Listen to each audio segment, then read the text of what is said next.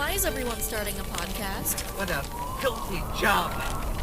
Could be worse. Foul. Could be raining. It's just amazing. I can get very deep into so many directors.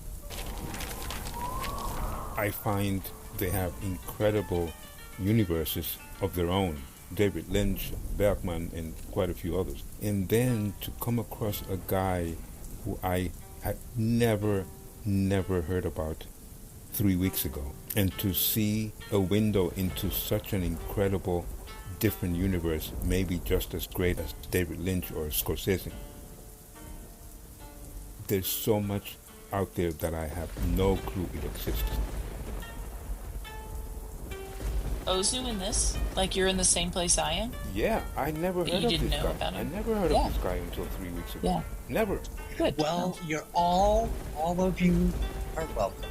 Now I have to watch the trilogy of these films and look at it from perspective. Maybe if I have time. You could spend a whole lifetime watching Ozu. Ozu said he made the same film 46 times.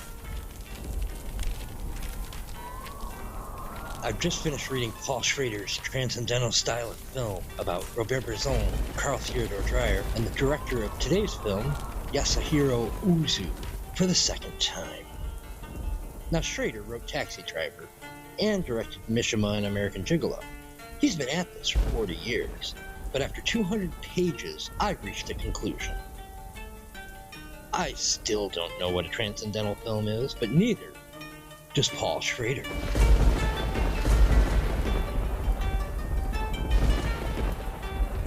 I'm Eric Trommater. I'm Erin Brown. I'm Sila Blume. I'm Jennifer Trujillo, and this is World Cinema History.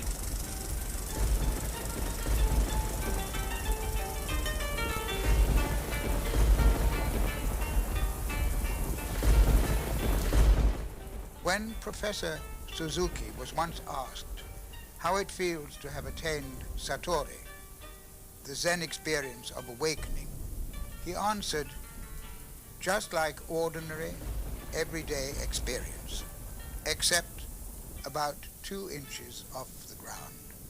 That was the effect which Tokyo Story had on many people in this country, and it is now regarded, I think, all over the world as a masterpiece.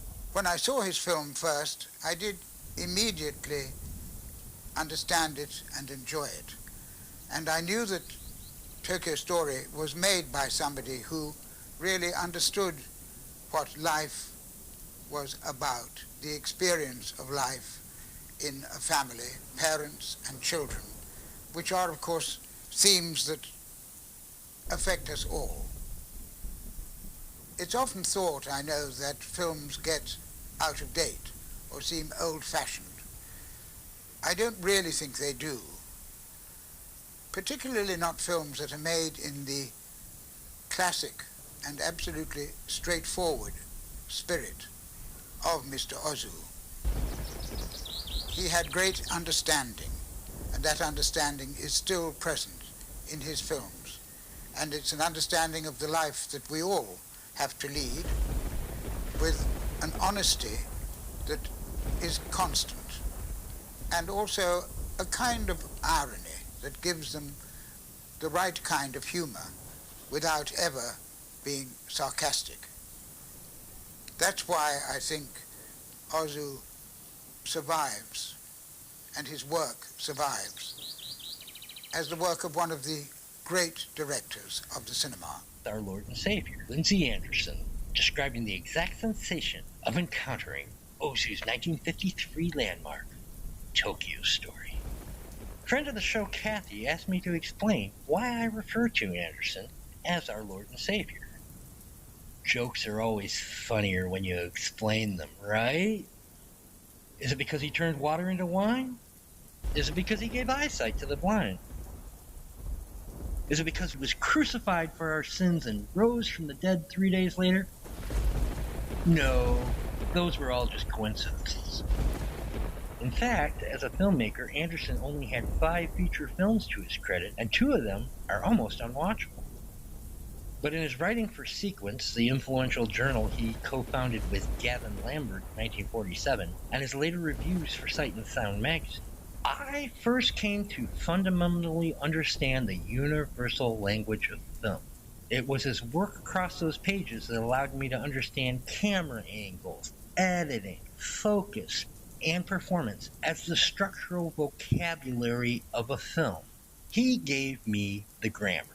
Now, Paul Schrader tried to build a bridge between Ozu, Bresson, and Dreyer, but frankly, I find his transcendental label as vague and unhelpful as trying to lump Antonioni, Tarkovsky, or Ackerman into the same box. To me, Ozu isn't reaching for a spiritual state. He is perfecting a grammatical one, and there is no more perfectly grammatical film, in my personal opinion, than Tokyo Story. But we're going to start with Erin Brown. Erin, this was your first Ozu film. What are your opening thoughts on Tokyo Story? It's got kind of a different style of acting than I'm used to. We've done films before where the actors aren't professional actors, and this felt more like that, even though I'm sure that's not the case. The father especially seemed like his delivery was always very odd, like he was reading it instead of saying it. But that could just be me, and it could just be the style of the film. I liked seeing aspects of Japanese culture we don't think about in America. Like, you don't think about how somebody sits or holds their hands or, washes a dish or hangs up clothes. And I thought it was an interesting insight. I think the kids were dicks. But I think it's also very complicated. Thanks, Erin. We will get into the acting style in this film because that's very important to how Ozu made films. For now, let's move to our good friend Jennifer Trujillo, who runs the Gilbert Baker Film Festival. Jennifer, first of all, was this your first experience with Ozu, and what were your thoughts on Tokyo Story? I believe, yes, indeed, it is my first experience with Ozu. I'm guessing it won't be the last now, because it was interesting. Erin, I think you hit on some great points of getting an insight into everyday life of a different culture, and that was beautifully done in this film with the framing and all the little objects and the angles and the viewpoints with everyday actions. The film impressed me. I'm going to be straight honest in my ignorance. I had no idea people think of it as a masterpiece or as a great film, and which was helpful for me, I think, because it just let me watch it with fresh eyes and my own perspective. And when I watched it, I really thought of how it brought across the perceptions of time and valuing people and relationships, and the contrast of these perspectives between young people, middle-aged people, and old people. I just was really struck by that. And I, as I've aged, I go through life thinking of things like, I talk about choosing, and I'm living by choice, not chance. I'm spending my time with you. I'm spending my time watching this film, discussing this film, being here with, you all, and hopefully following up in the comments and hearing what other people experience watching this film. I am choosing to lean into that. Young people, there's that whole is youth wasted on the young, but, they're willing to waste time, will away days or hours, but you really realize that it's the one thing in life you don't get back. What is the song from Rent? 100, that song. One of you knows it by chance. Seasons of Love. Seasons of Love. But the words in that song, every day you win the lottery. 325,600 minutes. I think about winning the lottery every day, right? You have time. You have all these things every day. And you get to choose what you want to do with it. This film, I just thought it did a really good job of very slowly, with very little movement, did deliver a perspective, a thought, a moralistic tale on all of those things, time and perspective and relationships and choices and family dynamics. It was very telling. I don't know if it matters, but I just saw 2 films in the theater, Hamnet, which talked about family relationships and mortality, and we've been talking about films with mortality over the last month. And then yesterday I saw Song Sung Blue, which also deals with those things in a really fascinating way. So I had a lot of emotion. I went through a lot of emotional roller coaster in the last few days, including rewatching this film yesterday. So thanks for that. Thanks for the emotional roller coaster, guys. That's what we're here for, Jennifer. Sila, I'm really excited to hear your take on this. You got to watch it for a second time. You have a perspective on Japan as someone who is spoken of your admiration of Japanese culture, and also you visited Japan twice, didn't you? That is correct. I have been there 2 times. If we are still doing shows in about 6 months, I will be happy to say I have been there 3 times. Actually, we might do some episodes where I am transmitting from Japan because I plan to be there around March. You all are familiar with my aversion with German films. And the reason I say that is because it is the style of acting, for the most part, what has always bothered me. And I love Austrian films, which in a way is not very, very different, but it is very different. It's a very different articulation, different. Same thing with Belgian films. The way they act is different. More than Kurosawa or a few other Japanese directors, I find this particular director, the acting he uses or the acting that is done there is reminds me a lot of Germany because it is a very, very different style of acting. Uncomfortable for me. When I see Almodovar, it's also a very different type of acting to American but it makes more sense to me. It feels to me as they're not acting, even though I'm very familiar with going to the theater and showing it, looking at plays, which is a very different transmission than watching a film on the screen. I understand it as proper to act that way. When I first started watching this film, I said to myself, why? Why? Why are these two individuals sitting like that and they are not acting? They're just reading cards. What is this? Why? And just like Jennifer, I did not know anything about Ozu, and I really didn't know that this is such a big piece in the history of cinema. Now, I went back, I don't know in which order, I went back and listened to this film. I watched the film with the commentaries from Criterion, and then I watched it again earlier today. So I've seen the film 3 times, and in between I saw Late Spring, which solidifies that particular style of acting and the signature of Ozu, the way he does things with the hanging clothes, with the trains going back and forth, left and right. There are so many things that when you manage somehow to take an objective position, which is not easy, but once you have digested several things, Almodovar, Bergman, Scorsese, whatever, and then you are able to step back and say, wait a minute, let me take a look at Ozu as Ozu irrelevant from what I have seen before, even though I cannot separate the references. It is amazing that you're really watching a signature that I've never ever seen before, even in Japanese directors. I've never seen these shots, these consistent low shots, and then always stable with the exception of a couple of them that are moving. But it is such a different way of doing films. I am always curious about the intentionality of, let's say, creative individuals. I always wonder about the feelings, the intellect, the questions, the fear, the happiness, the joy, the memories that are being played in whatever Bergman does, or Ozu does, or Kurosawa does. Which perspective does he have being Japanese that I could never have because I am not Japanese, and as a result, I can never, ever see this film the way he wanted to present it to me.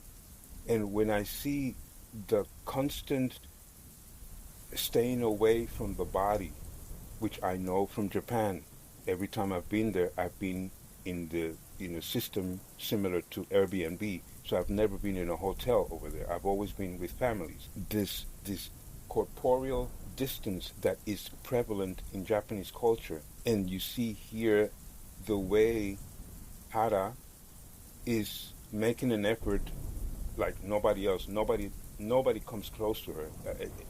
Nothing happens the way she does it. She's the only one who is touching the mother in the same way touching the hand of the youngest daughter. And I don't mean that on a sexual tone, but just the sensuality and especially the desire, the, the very deep desire of the Japanese society to touch, because they don't have that in their society. My first stay in Japan, the old lady, on the second or third day, I said to her, "Would you like me to bow or just to shake your hand?" And she said to me, "Both." And once she said both, she gave me a hug. I almost get tears just thinking of that day when she said to me, "Both," and gave me a hug. And that happens in this film all the time. To me, when I see Hara touching the hand of Tommy and of the younger daughter, that does not exist. You see it in the film. I'm not claiming to be an expert on Japanese culture. I'm not anywhere close to that. But you see in the film that nothing, not to the grandkids, nothing between the two old people, nobody touches anybody. They keep bowing, they keep smiling, they keep giving one respect, and that nobody touches. And I found that very, especially the second time when she's saying goodbye to the younger daughter, I feel like I'm in Japan, and I find that very extreme. The whole film is a dissection of the Japanese culture and society, perhaps, in general. But that particular openness to show this part of the Japanese culture, I found actually very, very incredibly good. Thank you, Sila. And we will get into the difference in Ozu's filmmaking style that made perhaps these performances feel uncomfortable. The thing I think that Jennifer and Erin and you have all pointed to is that quite often when someone's delivering dialogue, they seem to be looking right at the camera. And to someone who hasn't digested Ozu's style, that may feel uncomfortable. It may feel a bit like a breaking of the fourth wall, like they're looking at me personally. That's a very important point. That contrast between what we see because of the way they look and the way they're acting. They're two different things, but we see them differently because we're not blending them. Let's talk about grammar, because to me, this is not a film about spirituality. I don't like this idea of Ozu being this monk-like figure who created these transcendental images, because all cinema, as we'll get into later, is a lie. The ability to make something feel true is the ultimate job of a liar, and in that case, I think Ozu is one of cinema's greatest architects of cinematic deceit. Everything starts on the floor. To understand Ozu, you have to understand the tatami mat. These are the woven straw mats that cover the floor of a traditional Japanese house. And life happens on these mats. That's where you sit, eat, sleep. And whether that reflects a broader cultural humility, that's for you to decide. Sila may have a point of view on that, having visited. For these specific characters, being that close to the floor, for me anyway, provided a profound sense of grounding. Ozu honors this by using what's called a hi-hat. It's just a 1-inch piece of plywood with a tripod head on it, and he sets it right on the floor. And by placing the lens there, he defines the perspective. So you are constantly viewing things from these tatami mats, where you see them living their daily lives. It puts you in the shot. You are sitting with them at the table. You are watching them from the same angle, because everything in these Japanese households is done on the floor. That is his language. That is his grammar. If you watch any of his other films, and I've watched 16 of them, all of his films are shot using the same 50 millimeter lens, which is what the eye sees is about 50 millimeters. So he is shooting from a natural lens. It's not a wide-angle lens that's going to distort or fisheye the image. It's not a telephoto lens, but all from the exact same lens. Was this something that anyone else noticed? I noticed being at that level, you're talking about looking down. I'm short, so I'm used to that angle. I feel like when you mentioned breaking the fourth wall, I think it broke it in reverse, right? Like it was like I was sitting there, maybe on a chair, not on my knees bent on a tatami mat, but I was there with them in the frame. Like it really pulled me into, being an observer, but not an observer from far away or bird's eye, just like right there sitting with them, shockingly for me, silent watching and getting to see all the things like what their day-to-day life was like and all these interactions. Yeah, I kind of felt that too. I didn't really notice the angle, but it felt pretty practical that, if they're going to be kneeling on the floor, have the camera at that angle. But it does make you feel like you're in it. But also the way that he framed it, there was always something on either side of where they were sitting and in front. So it looked like they were kind of on a stage, which was an interesting way to do it. So it's like a weird combination of you're part of their life, but you're also watching from somewhere else. I noticed that angle quite early, but a little bit subconsciously. And it took me, I would say, maybe 15 or 20 minutes to say to myself, wait a minute, this is a very, very important angle. So then I noticed it a little bit stronger. Can I ask one question? Was it the same type of camera? I mean, it was the other thing I noticed eventually was stationary. I mean, rigid. Like there was very little movement. There was movement in the people moving around in that static framing. Actually, this has the one panning shot in any Ozu film ever, as far as I know. I've seen 16 of his films. The one time a camera moves is actually in this one. If I understood that correctly, there are actually two more shots. One is when I think it's the first time when you see the camera moving and you see Tommy and Chikuchi sitting on the little wall having something to eat.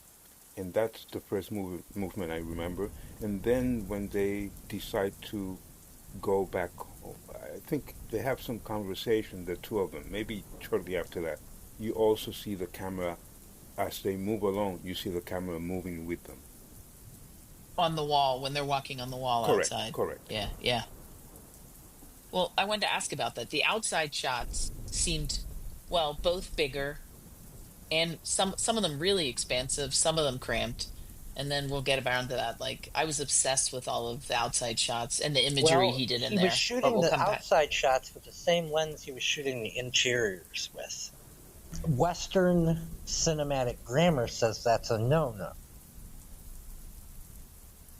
He is using the exact same lens, so where it makes the interiors feel very cramped because you've got everything crammed into this 50 millimeter lens. When you take that outside, all of a sudden everything's going to look huge and vast because your eye has gotten used to seeing everything through a 50 millimeter lens, and suddenly when that lens goes outside, everything's going to look huge and vast.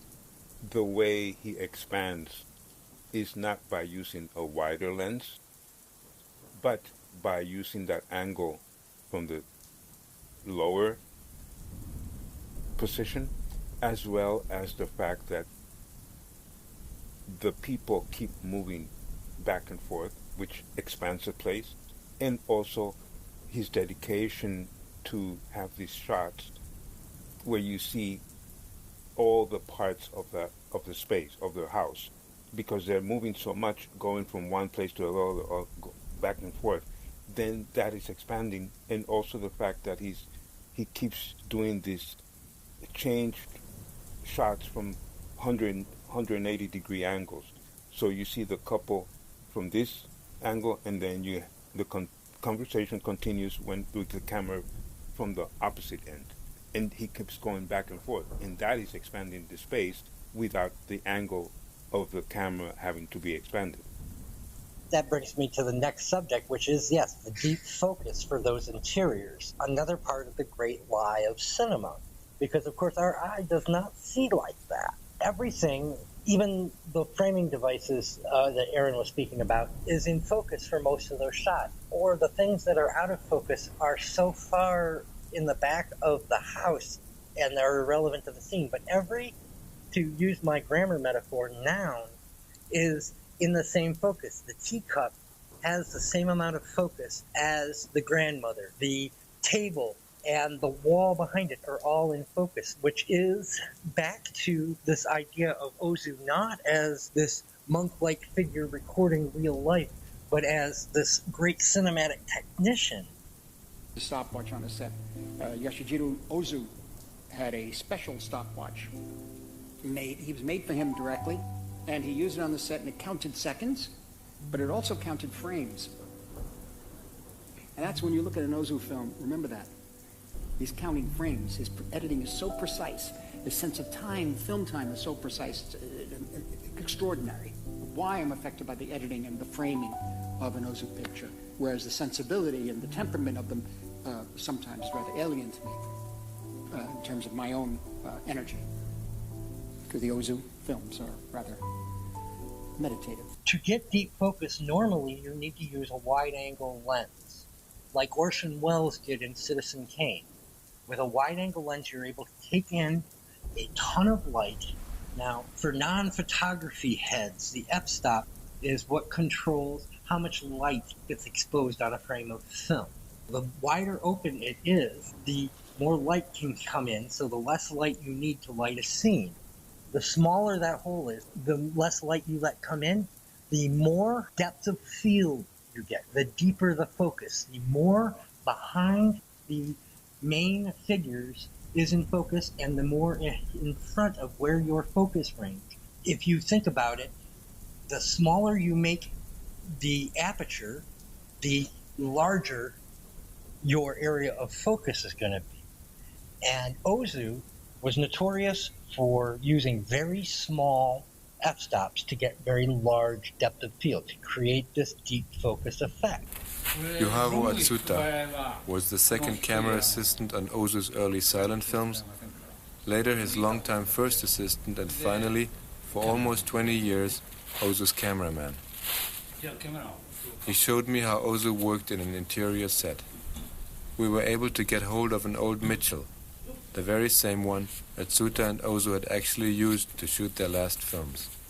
Over the years, Yasujirō Ozu had simplified more and more his visual means of expression. Whereas in the early films there are still occasional tracking shots and pans, he gradually eliminated even these, until finally he shot only with a fixed camera, always set at the eye level of someone seated on the floor, and always fitted with the same lens, the 50mm.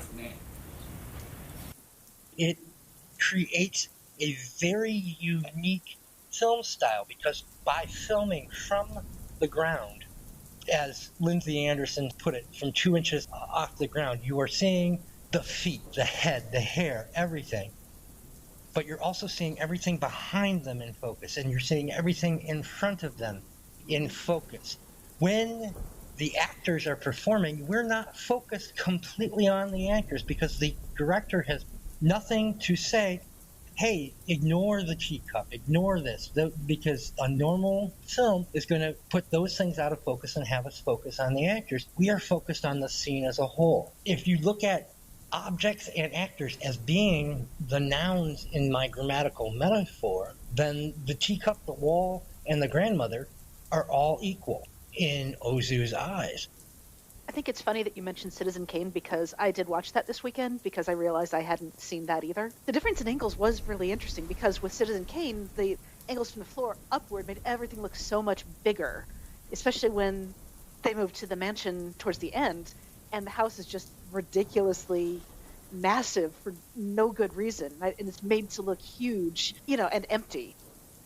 And in this, everything looked really small and cramped and crowded, and it makes me wonder if that's deliberate. That's why the kids were having trouble having their parents visit and stay over and stuff. There wasn't room, because it looked like physically there was barely enough room for the people that lived in those houses to be there, and it was just a very different feel. Did you just stumble on the perfect explanation for my lifelong lecture on the difference between focal lengths in Probably. lenses and what it could... Yes, exactly. The Yeah. wider angle makes everything look bigger. Orson Welles shot that shot with an 18mm lens. That's the difference between a 50mm lens and an 18mm lens. Yeah. So there you go. Yeah, it was a very interesting difference between the two films and the point that they're trying to make with the camera work. Films that I can think of that sort of do that, and maybe I'm wrong, I'm going to guess, The Lord of the Rings, I think, does it. But I always thought it was trying to make things look bigger, farther away, very epic, and also the contrast of, like, the hobbits and this big journey that they're going under, but, like, Outside Spaces did that. In thinking of films that might have that type of angle, Alfred Hitchcock's Psycho might have that with different aspects of it. That's my guess, and so I would love to hear your opinion about it. Well, you're right. However, Alfred Hitchcock and Peter Jackson, the director of Lord of the Rings, achieves that effect using a wide-angle lens. They are achieving the idea that everything is larger. So the Bates Motel, those tiny little motel rooms, look like they're huge suites, even though it was filmed in a tiny little studio, because that's what a wide-angle lens does. It makes a small set look larger, whereas the 50mm lens that Ozu uses makes everything look smaller and more cramped. But yes, it's exactly the same effect. There's a catch. With a wide-angle lens, you can do that with normal lighting. However, since you've stopped that f-stop down to a tiny little amount so that you can achieve the depth of field that you get in Psycho and that you get in The Lord of the Rings, you have to compensate with a lot of light. And Ozu's crew used to have to blast the set with massive studio lights. Even the exteriors had to be lit more to achieve more depth of field, to be able to turn that aperture down to f11. The f-stops are what they measure the aperture with. I think the actors were wearing sunglasses at some point. Yes. If you look at any Ozu film set photos, they're always wearing sunglasses because the studio is so incredibly bright. And also, you're constantly seeing in Ozu films the actors fanning themselves, and that had to be partially because they had to somehow keep cool with those huge hot lights. Basically, he had recreated the power of the sun indoors to create this depth of field. When Erin says it feels cramped, I have to think of the dissection of the Japanese culture, and that means we are supposed to be studying and looking at the layers in the Japanese culture, even as a non-Japanese person, but we are being presented with how we are, and that is actually in part what the film is about. This is how we do things here. The daughter, Shige, she has a beauty salon, but this beauty salon is in her home. That is one of the expressions that he's using to tell us this family is not doing well. Same thing with the doctor. In the 50s, a doctor in Japan is not making a lot of money. He's not really high society. And they make that very clear in parts of the film by saying, well, he has to take care of this patient on Sunday because he's not a very high position doctor. And he also, when the kids are complaining, we can see that a lot of his office and equipment is at home. And those are signs that this family is not doing well in their culture. So to see this whole thing being cramped, I think that's part of the idea. A lot of that crampedness is Ozu forcing an unnatural perspective. For instance, when the father comes home drunk, you can physically see that there's no room for him. His son-in-law is literally forced out of the room, and you're watching him in deep focus. There just isn't enough space. And the way he does this, he forced actors into unnatural arrangements so that he could balance the set using perfect rules of thirds. He would move furniture between shots just to maintain the frame. Ozu ignores a rule that we have in Western film called the 180-degree rule. To not get too complicated about it, in standard film vocabulary, when you have two people talking, you have to have some kind of a neutral shot.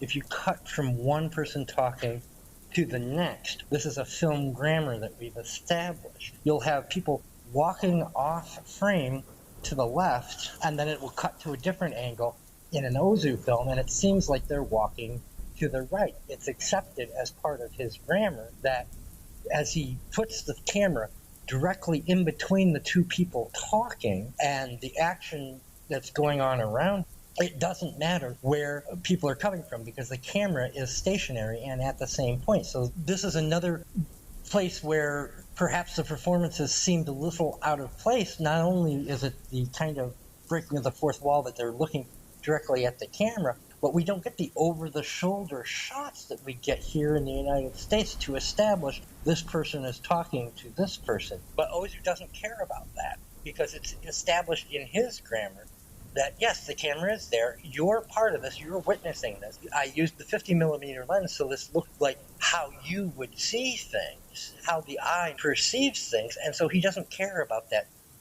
I did notice it, and sometimes it was off-putting, but I thought it went into some of his... I started to look for a pattern of his storytelling, that with the people, what direction they were moving, where they were walking, and then even in the outside scenes, which direction boats were going or trains were going, or even in the group, like the kids walking to school one way or walking another way. And I did think I picked up symbolism in that. There's something almost poetic about when the cuts happen, how they occur, when the movement happens, the way people walk in and out of the frame, the way the boats drift in and out of the frame, and when he shifts the perspective. It doesn't make narrative sense, does it? But there's something ultimately, to me anyway, beautiful about it. I was obsessed with trying to figure out who the editor was, who is a cinematographer and an editor. And I think many of those cuts are 100% deliberate, like to exactly where they are.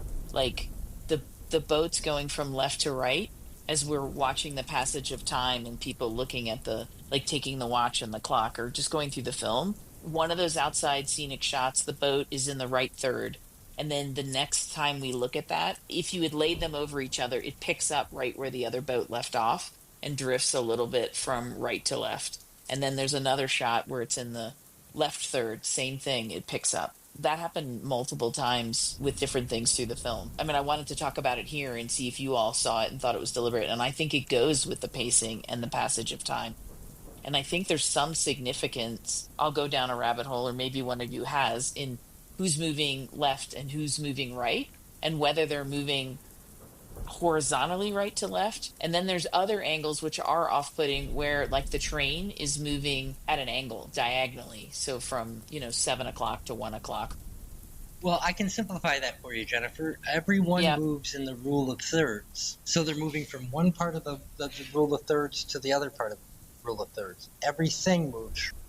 The train is moving from one part of the rule of thirds to the other part of the rule of thirds. So the top, bottom, side third of the frame is where all movement is going to come to and from in a geometric pattern. You're not going to see the train either coming at you or going side to side. You're going to see it horizontally so that it's moving from where your eye focuses the most, because of in painting they call it the rule of thirds, to where your eye focuses the most. And Ozu, while he is interested in capturing reality, he is not interested in recreating it. That is why everyone has a particular style of movement throughout this. Whether that's significant on a symbolism level, smarter minds than I will have to analyze. But from a shot-by-shot basis, this is a very painterly film in the way that it's framed. Yeah, I feel like you did it painterly, I agree, but I think there was also, it's me, but maybe it's me who loves that kind of storytelling. I think there was symbolism for sure. I mean, yeah, that's my bet. Like I said, smarter minds than mine. In an American film, you wouldn't notice that because all of that would be out of focus. But because he has this depth, this huge depth of field, everything is in focus, so you notice the movement more. Also, because the camera isn't moving, every movement in this film is escalated. Agreed. And, is that on purpose in this? I mean, I think there's a ton about time in this film and the passing of time. I'm not here to give opinions, but yes. Erin, if this had been a student film, I think all we would be talking about is the constant breaking of the 180-degree rules. As an independent filmmaker, that might be something that you're a lot more conscious of. Was that something that maybe you struggled with in watching this film? I am a filmmaker, and I know don't break 180. I didn't really notice them breaking 180 that much because just the way things were set up, it was so, like you're in there. And this camera isn't moving, so I didn't notice it, which might be weird, but I didn't. I know that there are people that if I were watching the film with them, they'd be like, what is he doing? Why is he doing that angle? Why? It's a valid criticism, but if you know the rules, it's okay to break them because that's where the art comes from. That's jazz, baby. In the upstairs room, you're on one side, left shoulder, then you're on the right shoulder, and then you're behind him. Like, it was insane, the angles we got in that little upstairs. And there's no neutral shot. There's no master shot. He doesn't do master shots. Didn't you find that odd? There's not a single master shot in this whole film? Well, I felt like the hallway shot, like those long, like the empty room space, like the hallway at the resort, or the hallway, that main frame in the house was I took it as a neutral shot. We'll get to that. Those were called the pillow shots.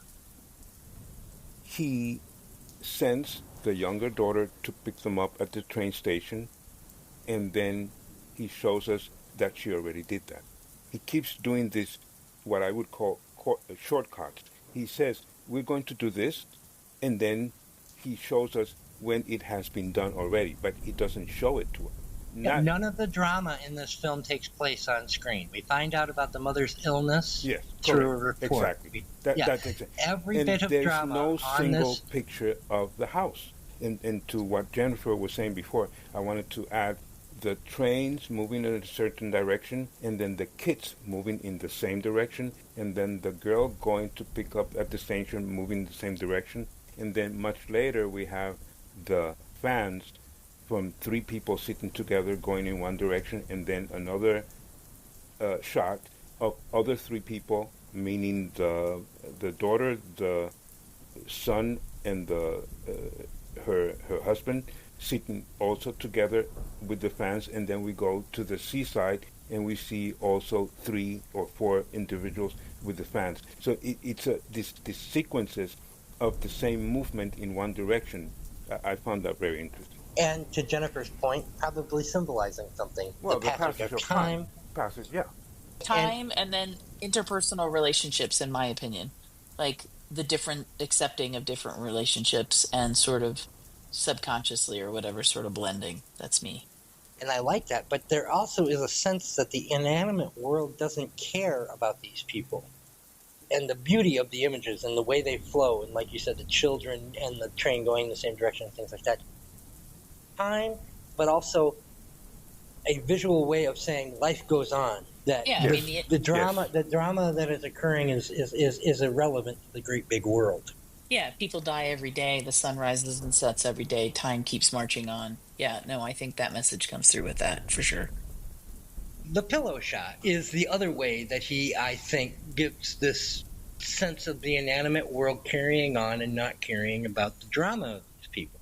Occasionally, the film will just stop, and we've had references to this already.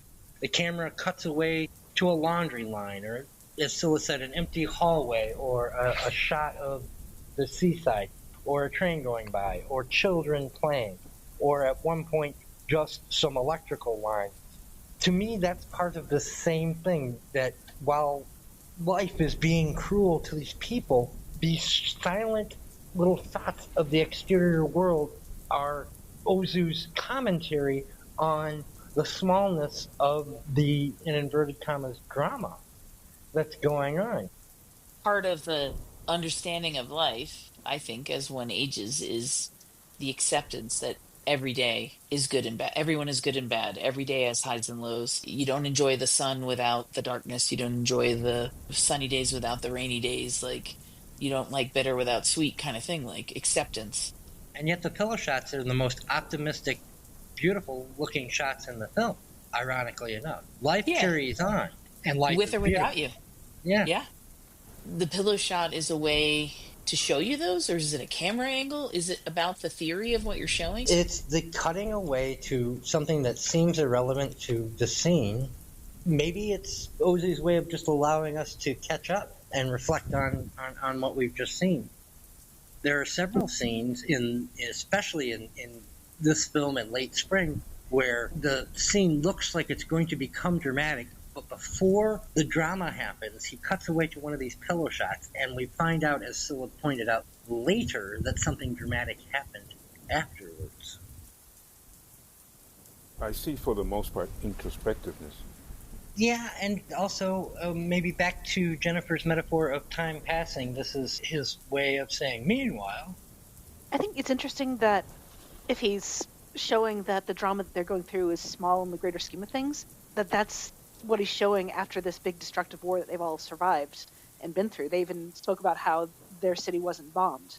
So it's an interesting comparison, compare and contrast to, here's this, it's a huge drama for yourself, but look at the rest of the world. I think that, in a historical context, it's an interesting choice. And there's something very Japanese about that. Yes, you could say that. Ozu treated his actors like architectural elements. By stripping away the ego of the actor, he moves us from the everyday. He would put his actors in very, very uncomfortable positions. Tell them, just read the lines. That's all I want is the line read. And then tell them how to smile, how open their eyes should be. This is where I agree with Paul Schrader in lumping in Ozu, Dreyer, and Robert Bresson. Bresson hated actors, and he used what he called models, and gave them very specific physical things to do, but did not want them performing, did not want them acting. He said acting is for the stage, the cinema is modeling. Dreyer, as we noted several times in our episode on Vampire, did really give a lot of thought to mixing amateurs with real actors or acting styles. And in other films, such as Day of Wrath, most of the performances were about how he directed the actors to move, how he got them to stare, how he got them to look off screen. And this is, I think, the one time where perhaps Schrader at least was able to explain to me, okay, yeah, there is a thematic connection between these three directors, but I think they're also for different reasons. And I don't like the word transcendental when it comes to non-performance, but it does transform these performances into something where I don't feel like he's creating characters or having his actors create characters. He's allowing his camera to capture them as if it were real life. And in real life, people do move their heads differently, and they do blink at a certain rate. And the things that he's having his actors do, the way they pick up their tea and drink and things, he's creating characters through movement by having these performances that, while they may come off as stiff and uncomfortable, and because they're oftentimes looking straight at the camera, even have kind of an eerie effect on us, I think as you get used to Ozu's grammar, you become more and more into the fact that these actors aren't giving what you can say is a performance. You're not following a performance from beginning to the end of the film, and you almost forget that you're watching actors after a while because they are more architectural elements that are telling the story as opposed to people telling the story to us. This gives this film an extra depth, and maybe that's why it's considered such a great masterpiece over and above Ozu's other films, is because the drama of the film occurs in the sets, in where the camera is placed, in the edits, and not in the performances. Well, I would distinctly separate the performance of the elderly couple and the performance of Hara and the role they play and the way they act. So when it comes to Tommy and her husband, and also the grandfather, is playing a very different role in Last Spring, but his way of acting is very similar. And I find that the elderly couple are actually supposed to be, as he calls it, models. But when it comes to Hara, she's always putting a lot of facial expression, a lot of. I think the two styles are very drastic. She's always smiling, though. Except in Last Spring. Everything. Except in Last Spring. Well, at some point. I'm sorry. In this yeah, film. I know, in this I know, film. yeah. I'm sorry. She drove me crazy. I apologize. I apologize. No, it's true. She's at the beginning. I was saying, why is she constantly? I mean, I love looking at her, but why is she constantly? It doesn't matter what happens. She says so some happy. very depressing things with this huge smile on her face. Now, you can't tell me, Sila, that you didn't think that that was Ozu's commentary on Japanese society. Correct. 100%. And still, I have to wonder about the intentionality, the angle that he's using from that criticism, and for the most part, what he's thinking about when he knows that an American or a British person or a German is watching something that they have no clue about in terms of their culture, because it's very different. I think it comes down to it being a different grammar. I think, yes, and the more you watch it, the less the difference in grammar affects you, but it's being shown internationally. If I don't know how a grandmother has instructed me from day one to do this, and her smell, and the way this little kid reacted to Tommy when they were out in the field, that has all to do with what that child understands, not of the Japanese culture, but of his world. That's his world. That's all he knows. Now, we're all agreed, aren't we, that Setsuka Hara gives a wonderful performance throughout this film? I will say yes, I agree. Noriko, yes, she's dramatic and overly dramatic. When you were talking about there wasn't a lot of drama, I mean, there's a lot of drama in her performances with smiling and crying, and she touches people. She touches the mom, the grandma, and she touches the younger sister in the family. In the end, like, she has contact that bled over in ways, like talking about cultural differences, right? It ties into those things. She's the heart and soul of the film, in a way, wouldn't you say, Jennifer? In the story and interacting, and it sounds like, Ozu made it that way on purpose. Like, she's the glue, the heart and soul, the storyteller, I thought she was great. You were talking about her constant smile before. I think that was interesting because there's so many emotions that can happen behind a smile, and she did a really great job of showing those, I think. My favorite instance of that is when she's talking to Kyoko, and Kyoko asks, "Isn't life disappointing?" And Hara's got that huge smile on her face and replies, "Yes, nothing but disappointment." Yeah, and you can see in her eyes that she believes it. She was great at conveying the emotions without dropping the smile. It's sort of like the opposite of Buster Keaton, where his face could say a million things, but he never smiled. Her face is saying a million things, but she's always smiling. I think that was an interesting choice for the character. Yeah, a different kind of stone face.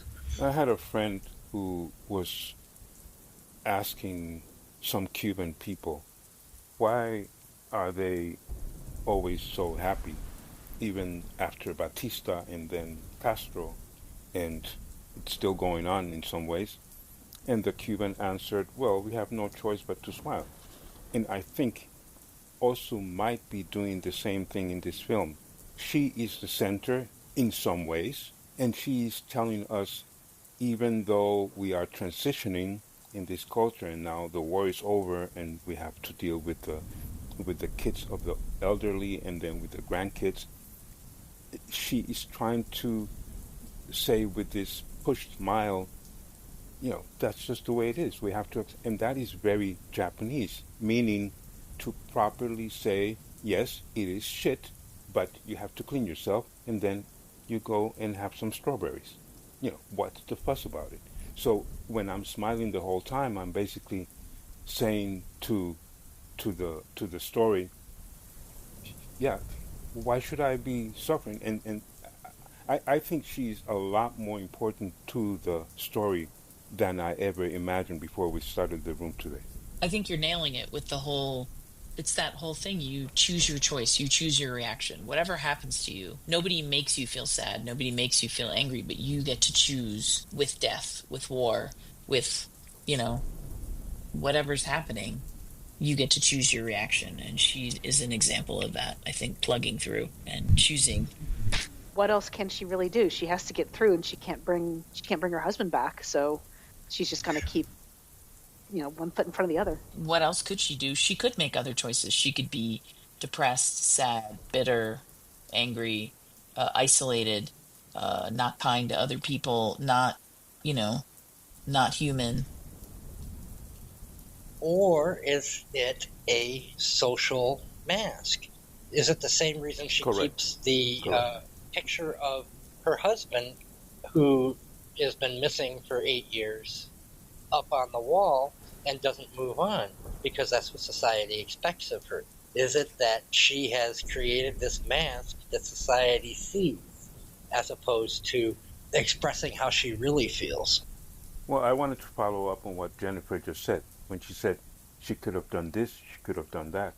But again, to the exemplary function she has in the film, yes, she has a choice, but she has no choice because Japanese society tells her you are not to do that. And that's why she's suffering, because she thinks she's selfish by thinking about the idea that she is missing something that she did not appreciate when he was alive, and she feels bad for having these feelings.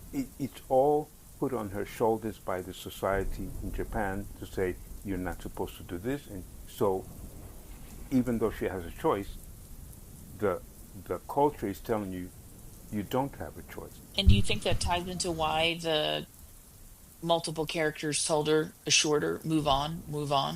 I mean, the grandfather and the grandmother both told her to move on. Yes, that's probably the conflict that the society is having, because the way they've been doing it is not working. And now they're dealing with the war, even though we don't see signs of it, but they talk about it several times. And in last spring, they talk about it even more, but always as an aspect of what happens today. They must transition, and she is the wise one telling the young daughter, you must accept that. And she's the wise one showing everybody how to be humane and not just Japanese.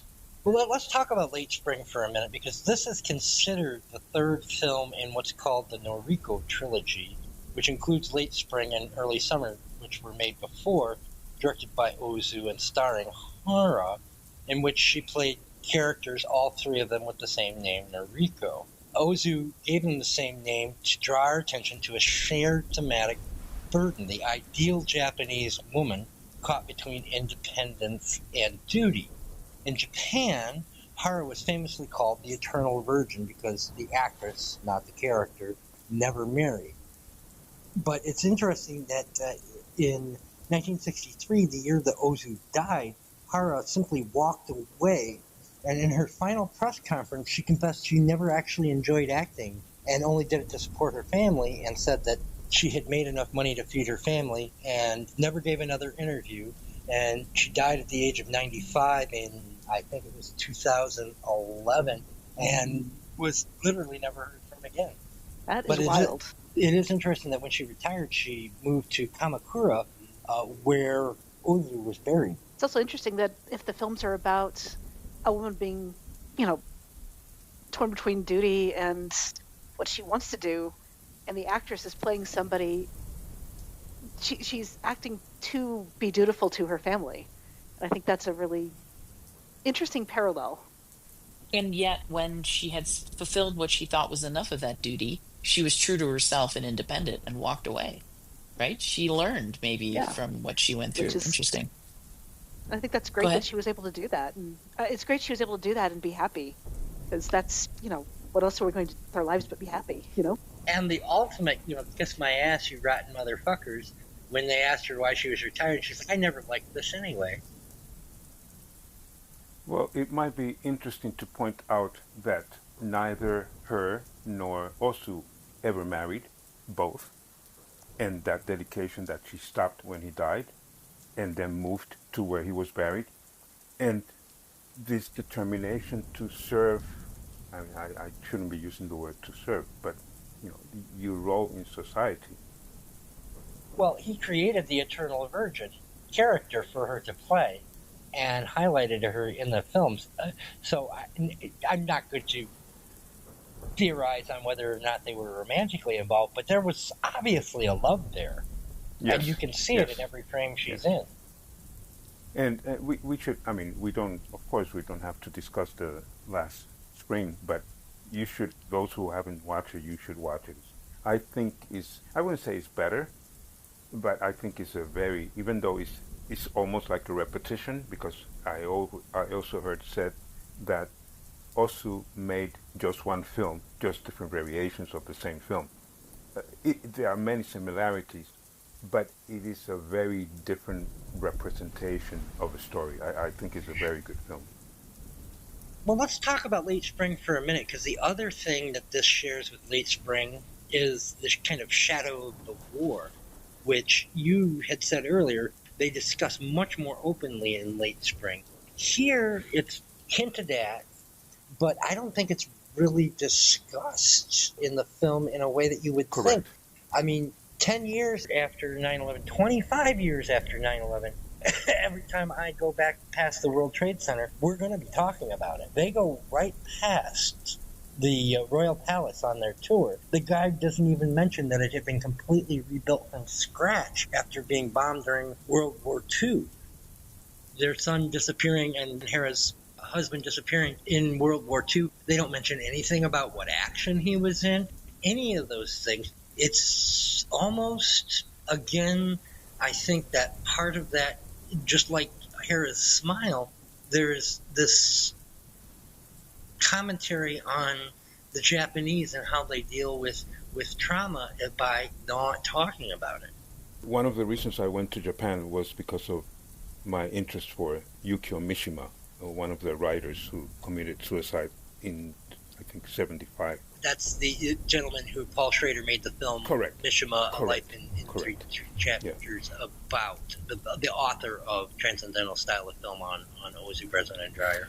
And one of the stories in his autobiography, Confessions of a Mask, he says that he was very confused because whenever he spoke about his memories of the day he was born, everybody in the family would laugh and they thought it was cute. But whenever somebody was visiting from outside of the family and he would start with his story about his birth, his grandmother would send him to the room, and that made him very confused. And I think this weight on the shoulder of the Japanese spirit, not only culture but the spirit, to do certain things in a certain way, that pushes them to either commit suicide or smile constantly, artificially, even though it looks somehow nice. But then again, we should not forget that when we talk about her smiling all the time, the reason we're talking about it is because we think it is not normal to smile all the time.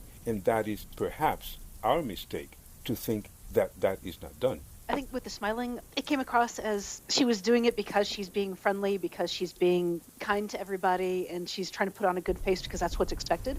I know in American culture, if you're born female, you're expected to be nice all the time and be friendly and accommodating and always smile and be pleasant to look at. It feels like that's kind of the role that she had in society. Even as a widow, she has to smile and be kind and accommodating to all the people around her. So to me, it felt like smile it had to be there whether she meant it or not. And it was just part of the role she was playing.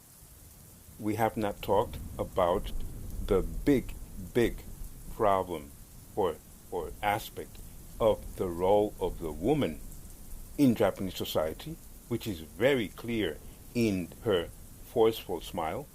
And we also have not spoken about a very clear topic here in last spring about the importance of a woman being married and how much happens downwards if you're divorced or if you're a widow. Well, let's talk about the other major female character in this, which is the daughter.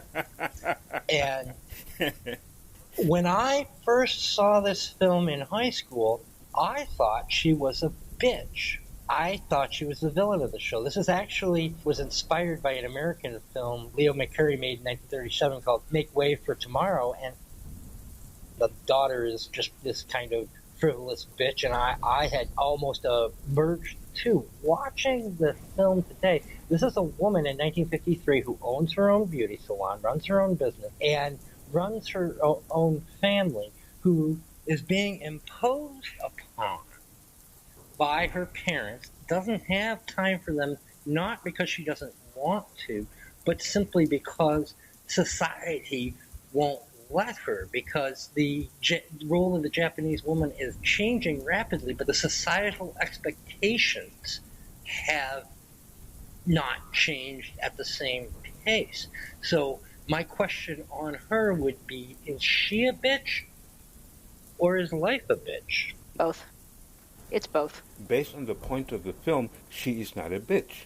She is suffering in the same way that Noriko is suffering, but she just shows it and uses it in a different way. I agree that she's got a lot to deal with. I mean, being a business owner, running the business out of her own home, all of that is a lot of pressure. And putting your parents up for however long they were staying, so it looks like they switched between houses. They stayed with their son first, then with her.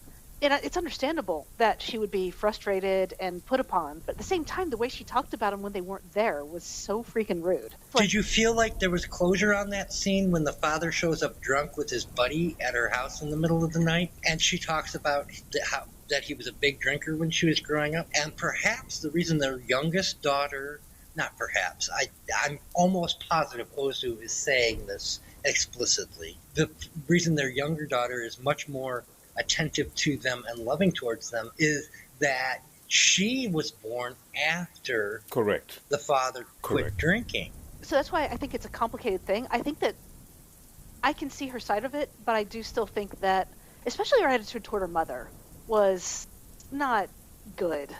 You know, calling her fat and saying a chair broke under her and stuff like that. She was really not nice to her mother. And I can still understand the trauma of having an alcoholic parent.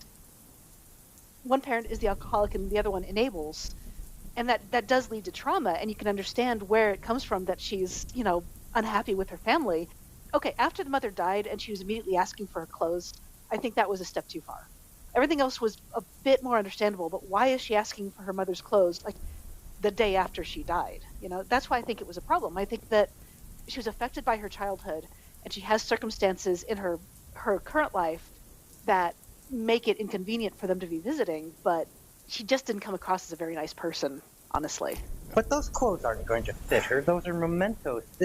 Isn't that Ozu's commentary on things in this world being more valuable to us than people?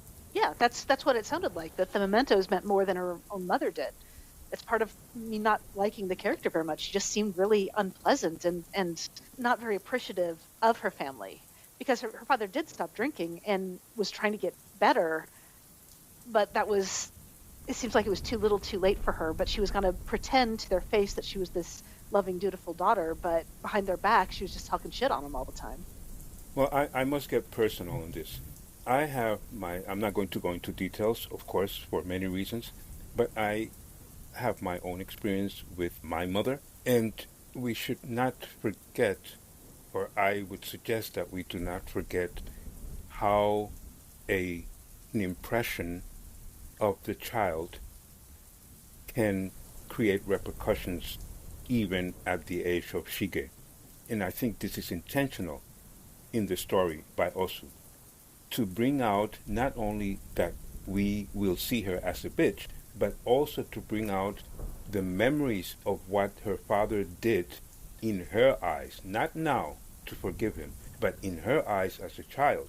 What she carries with her will never go away, and I don't think it's correct to expect it to go away. And whatever happened with the broken chair, and I'm sure a lot of other things happened, I think he puts those two aspects of drunkenness and the chair just to point out to the possibility that Shige is the way she is for a good reason and not because she's a bitch. That's not to negate her behavior, but I think Ozu is covering also other grounds with that.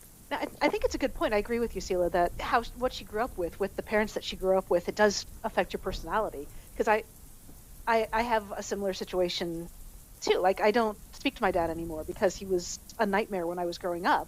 But it's something that you can overcome. Well, you can. Not everybody does, and not everybody. It's hard for everybody, is what I'm saying. I'm not trying to negate anybody's trauma or their journey through life, but it can be overcome, and you don't have to be a bitch about it. And I feel like it's a societal thing with the way she was, because it seems like everybody in this film needed therapy, but that wasn't something that you did.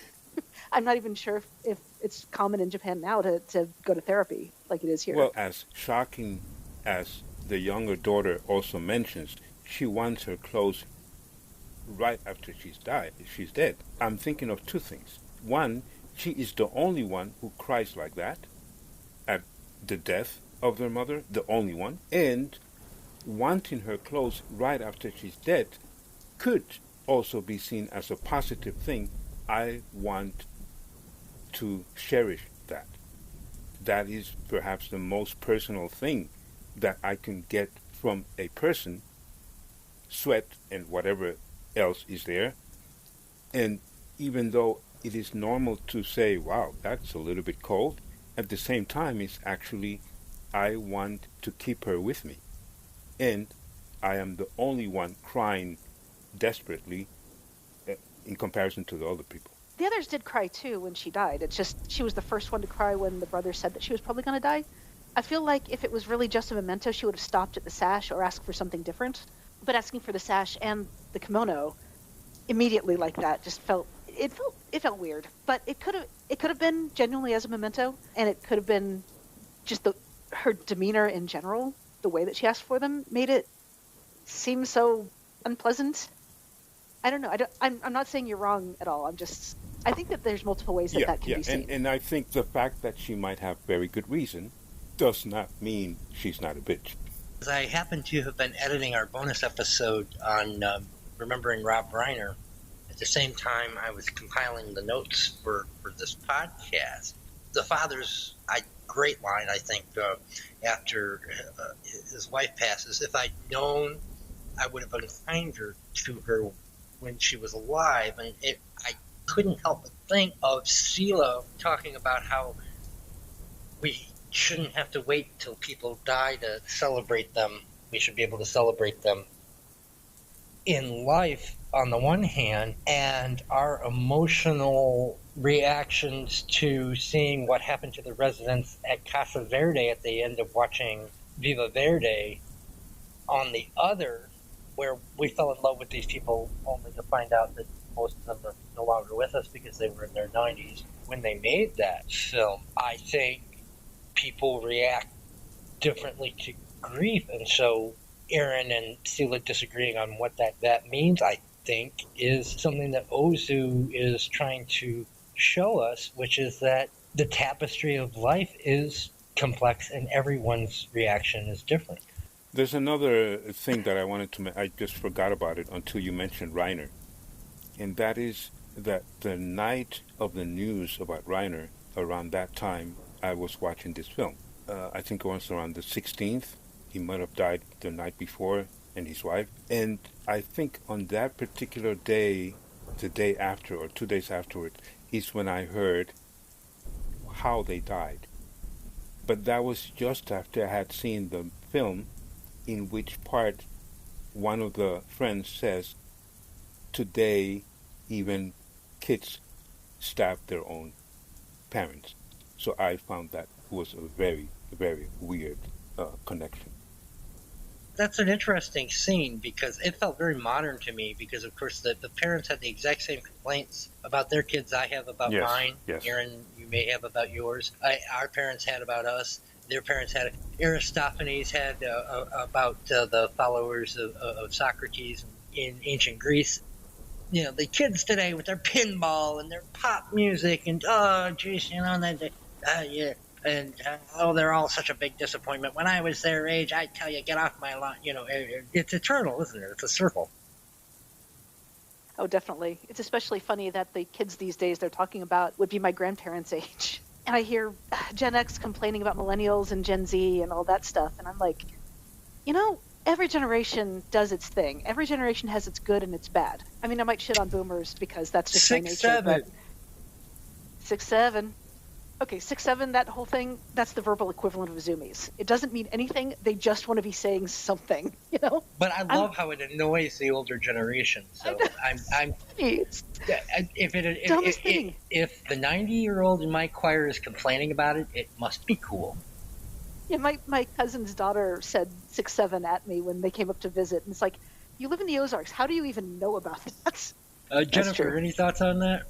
On 6'7", it's going to land. Not on 6'7". It's going to land in a Super Bowl commercial. That's all I'm going to say about that. On regret. Yes, I have lots to say about that, and I say that all the time. I think maybe, Sila, we have that from some shared cultural history, but I get really frustrated, and I do try to live in a way that I tell people now what I think of them. I try, if I'm saying something multiple times, when someone's not there, then I need to address it with them, and if I am good, I'm happy, I'm sad, whatever it is, like, the gift of the present is the time to share those things. It is remarkable to me how much people wait till funerals and weddings and other times when, you know, now's the time. And I really was hoping that there would be a shift in our culture, more of that with this sort of worldwide pandemic, but that wasn't overwhelmingly the case. It was for some people, and it's fading away fast. There's the quote in there, be a good son while your parents are alive, that no one can serve as parents beyond the grave. I think that's true of be a good daughter, be a good neighbor, be a good, you know, friend. You know, that's a big theme in the movie. And just to make sure we got it, he put it in there in a quote: perception on relationships, perspective on time. I mean, really, those are the things that people say. It doesn't matter all the things you have in your life when you're dying. People usually say it's about your relationships and about any regrets you might have with time and lost opportunities or wasted time, or the action you didn't take, right? Like, it's better to try something and fail or go on that trip rather than, you know, as you age and lose physical ability. I always joke about that. People, I'm going to go bike through Italy when I retire. I'm like, go do it when you're 28 or 30. You know, like, do it. Yes, you'll it's enjoy it a lot more. Oh my God, in such a different way. And to do it again, if you luck out and you can do it again with a different perspective, amen, right? If you have a little more money and you take the shuttle bus a little bit more and eat a little bit more pasta or less pasta, that's the thing. I agree. Like, there's something to taking that risk and that trip at 28, and also at doing it if you have a shot again in life and enjoying it from the different perspectives. But man, are the experiences and the perspectives going to be different. There's no way it's not. Oh, definitely. To me, the ending shot of this film is the most powerful. Suzuki, the father, alone, fanning himself. It's a quiet avalanche of solitude. I dare our listeners, go watch Tokyo Story tonight, then pull your favorite movie, watch them back to back, and ask yourself, which one is really the most real? Which one affected you the most? I doubt very highly more than a handful of films can hold up to the power of Tokyo Story. Before we go, let's do our social media roundup. Sila Blume, where can people find you on the internet? SilaBlume.life. Thank you. Jennifer Trujillo, where can people find you and the Gilbert Baker Film Festival online?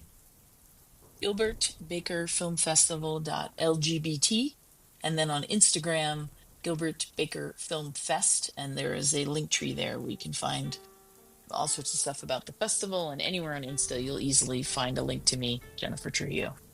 Thank you. And Erin Brown, where can people find you and our podcast on the internet?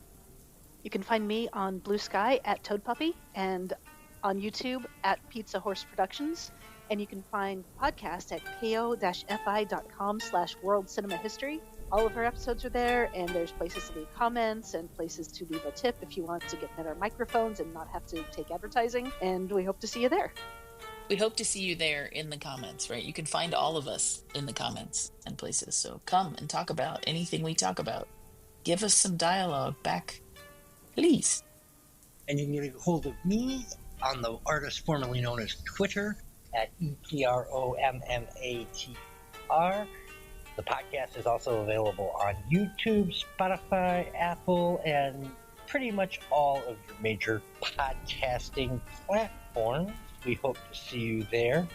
Join us next week when we are going to start a brand new series. This time, we are going to France. And we're going to start with Richard Linklater's Nouvelle Vague, which just premiered on Netflix, and the film that it's about, the making of Jean-Luc Godard's Restless.